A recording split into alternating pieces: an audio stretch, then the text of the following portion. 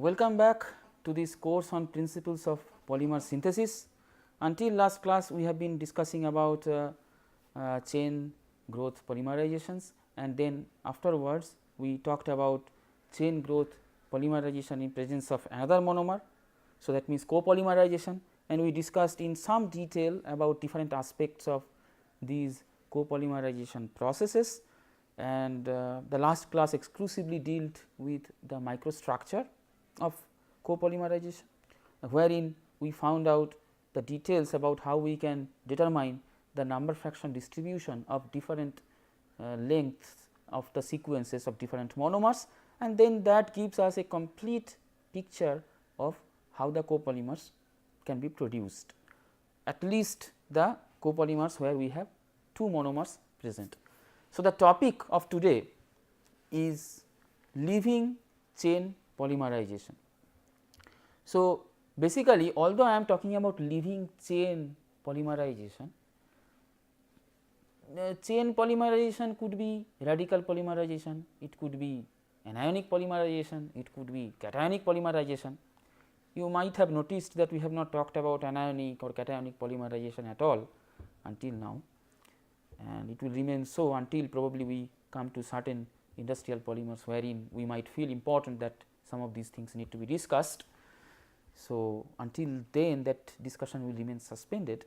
So, we are talking about leaving chain polymerization, but in general, but more specifically we will talk about leaving radical polymerization. That would mean whatever this term leaving means, it could be applied to say anionic polymerization also. So, leaving means something is not dead. So, if you look at the situation of say a radical polymerization, you have all these radical species which are intermediates, which are actually attaching.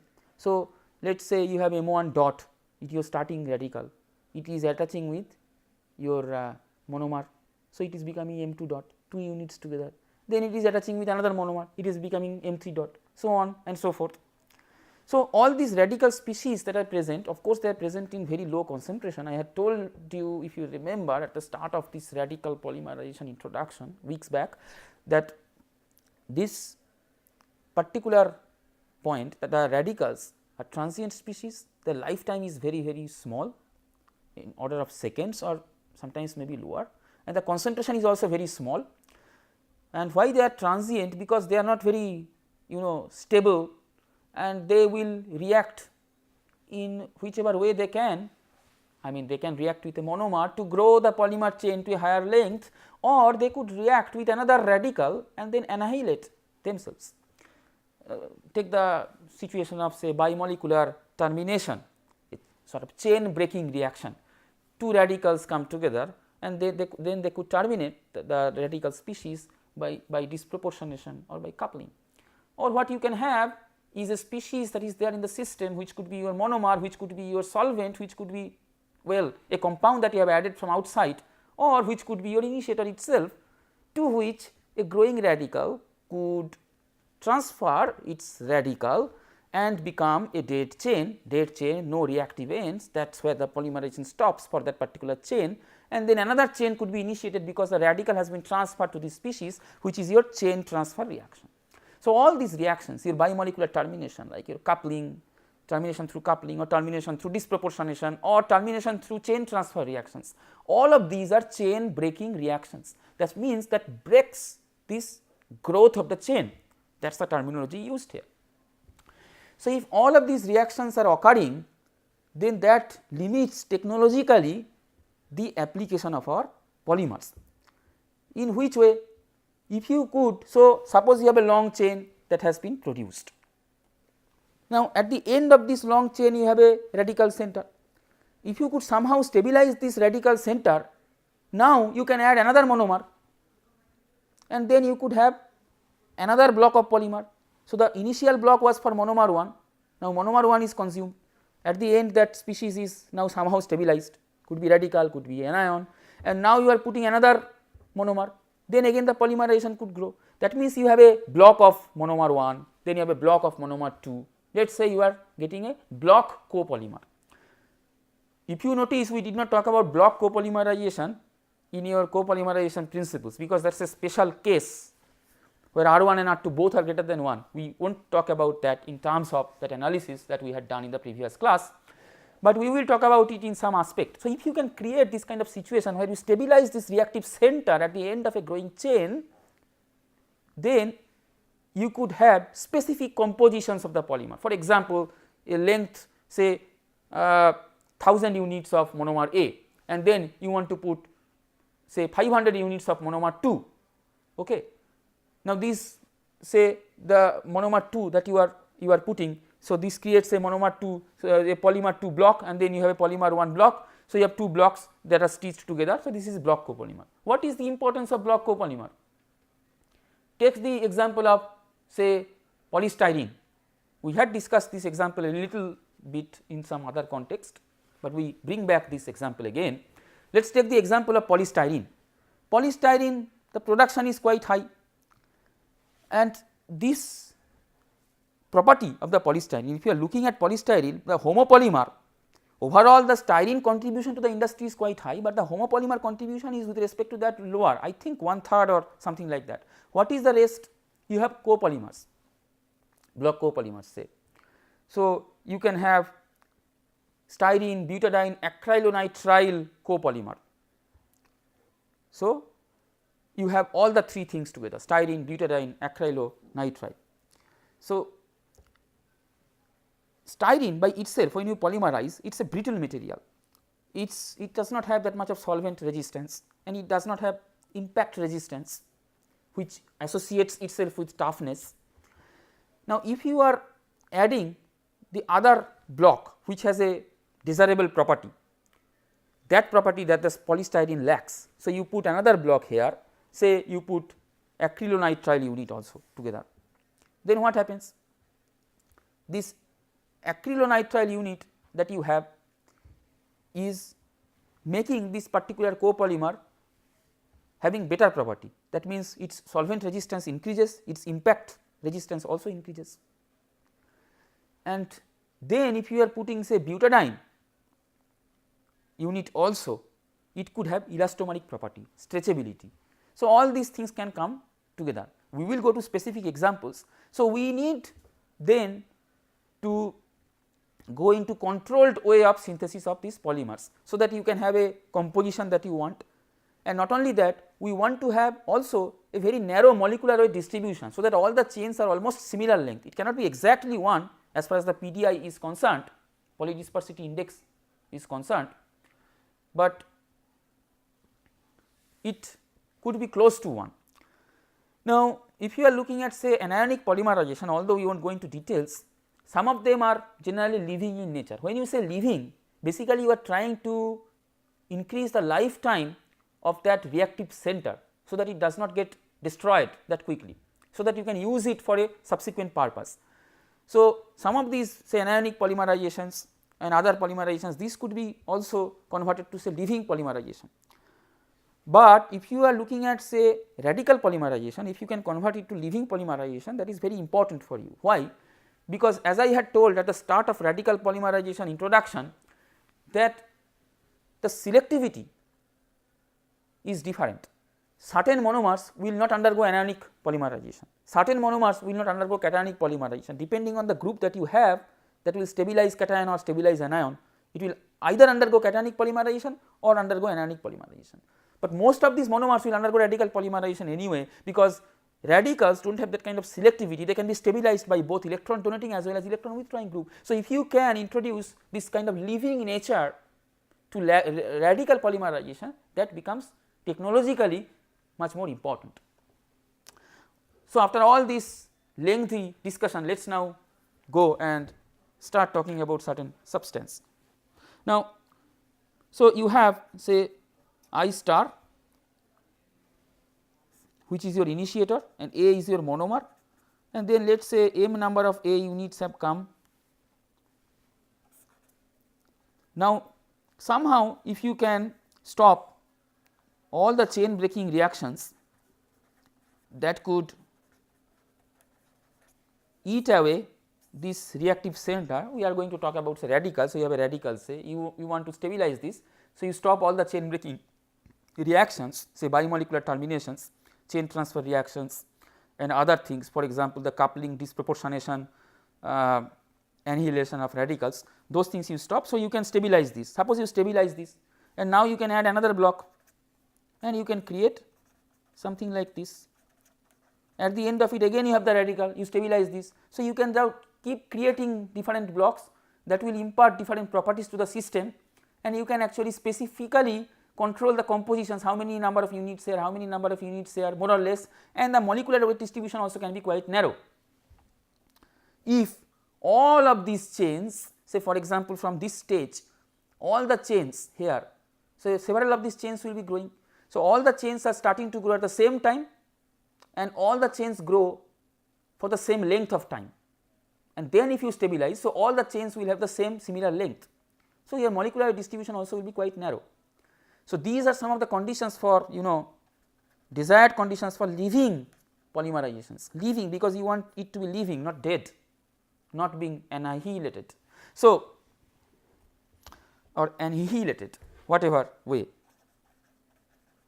annihilation or annihilation of radicals, you prevent that. Okay.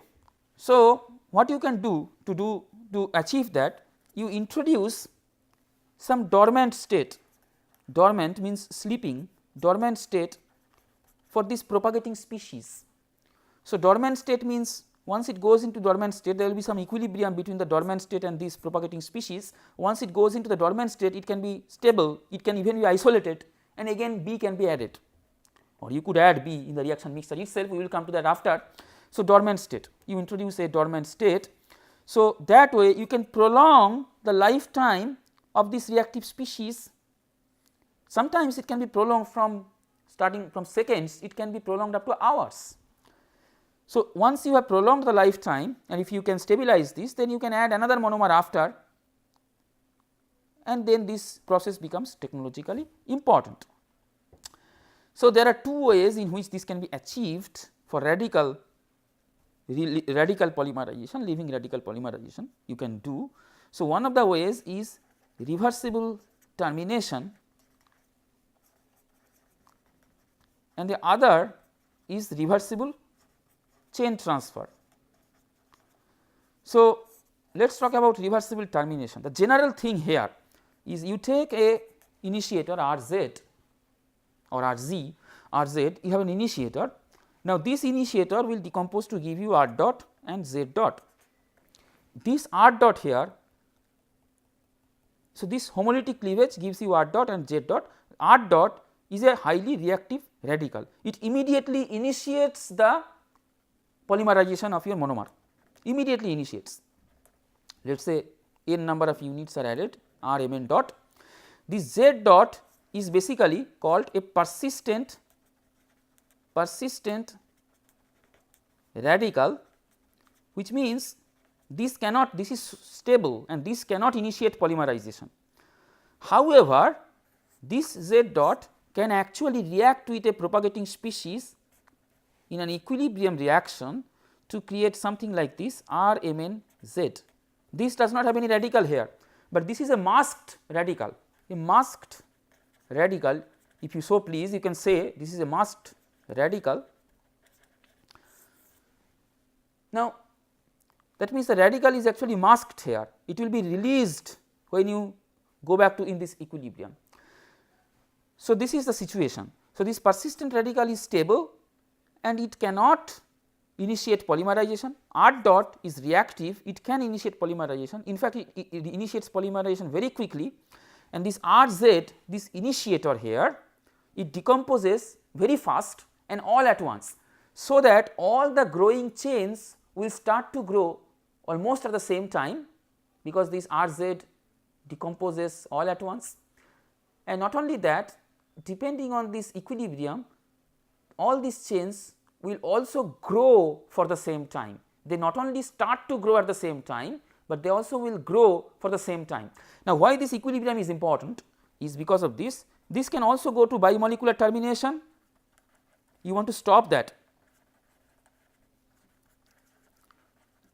So, your Z has to be so chosen that this breaks down very quickly into these two radicals.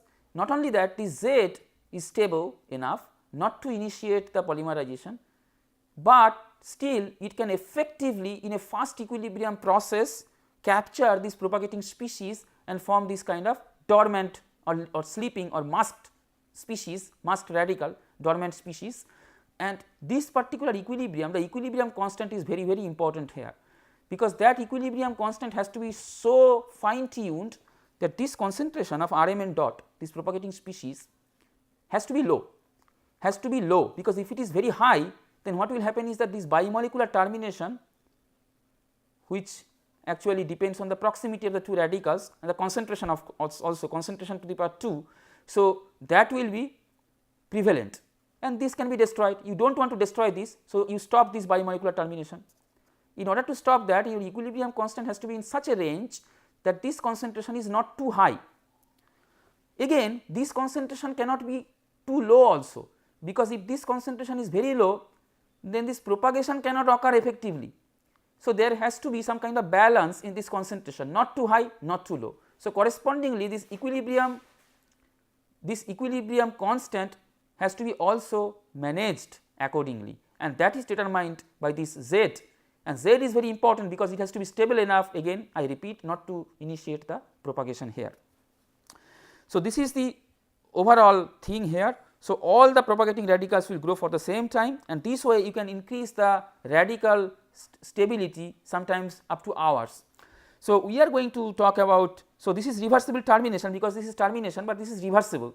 So, this reversible termination can be used, this concept can be used for two kinds of important reactions that I am going to tell you about: ATRP, atom transfer radical polymerization, atom transfer radical polymerization, and another is NMP, we are going to talk about it after, which is nitroxide mediated leaving radical polymerization. So, ATRP, you are using an alkyl halide as the initiator and you are using a cuprous bromide with some ligand as the as the catalyst. So, your RBr is basically your RZ that we talked about here, and you have to use a catalyst here, cuprous bromide. So, this will undergo a redox reaction. So, this is copper 1. So, it will undergo an electron transfer and atom transfer reaction also, and it will create this R dot plus CuBr2 L.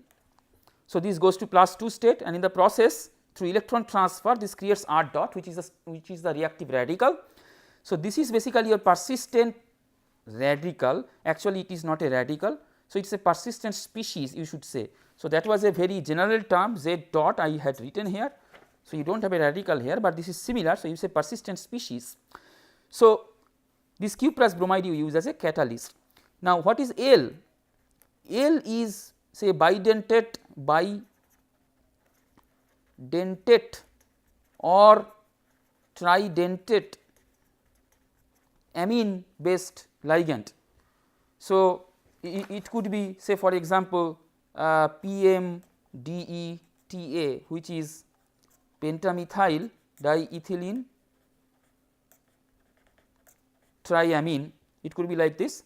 So, some of these ligands are used here, amine based for example, to solubilize your catalyst in your organic medium and to adjust its redox potential, so that it can effectively do this particular reaction. So, and then this R can react with M's and it can create Rmn dot, I have already explained this, and it can react now with your persistent species, in this case not persistent radical. So, you have Rmn Br and then you have CuBr L. So, this is your catalyst, this is created back here. So, then this is your ATRP reaction, atom transfer radical polymerization, atom transfer, because atom is being transferred. So, if you are looking into this particular reaction, your Xn bar, which is your number average degree of polymerization, this will be equal to P into M0 divided by I0. where M0 is the initial concentration of monomer and I0 is the initial concentration of the initiator. So, you can actually predict the degree of polymerization, P is the conversion. So, this ratio will be equal to the degree of polymerization when the conversion is 100%. And not only that, if you do the simple kinetic analysis here, you can, I mean, from this particular expression you can have an expression of R dot. I will not work it out completely, you can work it out yourself, equals to equilibrium constant for this reaction into I into Cu plus divided by Cu2 plus. Okay. Because equilibrium constant is K1 divided by K2 and then your R dot will come and correspondingly you will get this particular value in that expression. Okay. So, this is K1, this is K2, forward backward. So, if you put all these values here, then your rate of polymerization will be equal to Kp into K into M into I into Cu plus divided by Cu2 plus, because rate of polymerization is nothing but Kp, propagation constant, into your monomer concentration into your R dot, which is your radical concentration, that R dot is this. So, you put it there. So, and then if you understand that this rate of polymerization is nothing but dm dt minus dm dt, and then you take ln after integration, ln m0 by m becomes equal to Kp K I Cu plus divided by Cu2 plus into T. So, your if you are plotting say your ln m0 by m versus T, you will be a straight line. By the same token, if you are plotting your mn bar number average molecular weight also, if you are plotting with as a function of say conversion, as a function of conversion if you are plotting, that will also be a straight line. So, the number average molecular weight develops linearly with conversion. This is quite different from what happens in a simple non-living radical polymerization. Okay. So, there the number average molecular weight develops quite early, or whatever average molecular weight develops quite early. So, this is different from that. So, that is what I wanted to tell you about ATRP.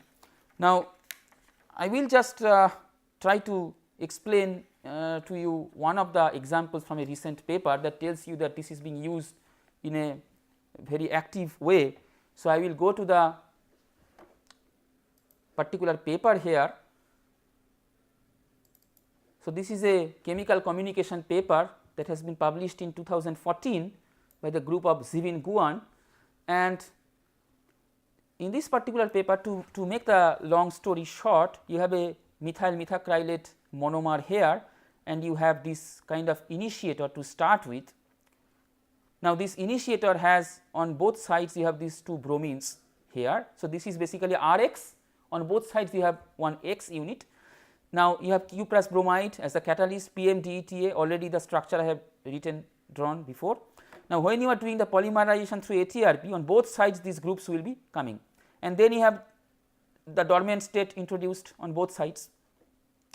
So, this particular molecule can now be taken and then, so that is Br PMMA Br. So, this block is there. So, basically this block is a hard block because the glass transition temperature is higher, and then you are reacting with what you call as a soft block or a flexible block, where you have this long chain here and you have an acryl unit here which can polymerize.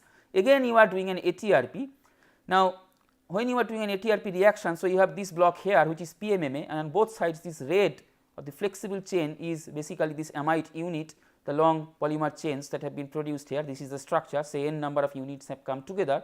So, basically you have a tri-block copolymer, say A, B, A, where this A and this A on both sides they are soft units and this is the hard unit. So, what you have is a material which has not only the property of stiffness, but that has also the property that it has a flexibility. So, what you call that as a thermoplastic elastomer, that means at higher temperature this can become malleable, but also this has quite high stiffness as well as high extensibility. So, those kind of things can be actually gauged by this kind of stress strain graph. So, you see that the stress versus strain graph, this goes like this. So, this has quite a bit of toughness because the stress by strain, this area under the curve actually tells you the toughness or the impact strength, let us say, of the material, and you can actually control the length of these different blocks, and correspondingly you can control how the mechanical property will vary. So, that is the power of ATRP. Now, related to this, let us come back to our script here. So, related to this, let me tell you something else also. So, when you have say a monomer like this, you are using an initiator, and then you are putting along with that initiator a catalyst, say you are using, let us say, I do not know, say CUX. So, RBr is your initiator and CUX, CUBr is your catalyst, and then you are polymerizing doing ATRP reaction. So, this is ATRP reaction. So, in this ATRP reaction you are creating RAMX. So, you are creating this particular material. So, that is nothing but your this dormant situation. Now, once you have created that, basically it is RAM dot, and then that has been stabilized. So, this is your dormant species, and now you can add your second monomer. I have already discussed the research paper, similar things they have added here. So, if possible I will add that paper as a kind of reference study material for you. So, RAM, and then you can have Bn, n number of units, and then again X. Now, this can be again used for the further reaction, for further block formation. Now, so this particular thing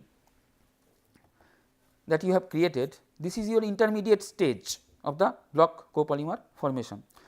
Now, using ATRP you can prepare this kind of block copolymers by two processes. One is one pot sequential